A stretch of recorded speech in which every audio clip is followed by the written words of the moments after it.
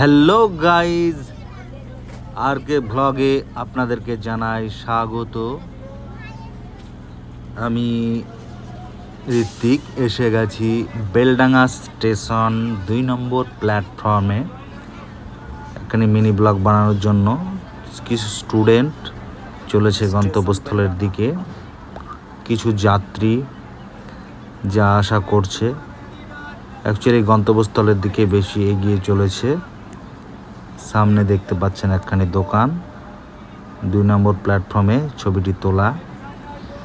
ওই দিকে একখানি ওভারব্রিজ, আর যাত্রীরা বেশ খুব ভিড় না হলেও হালকা ভিড় রয়েছে।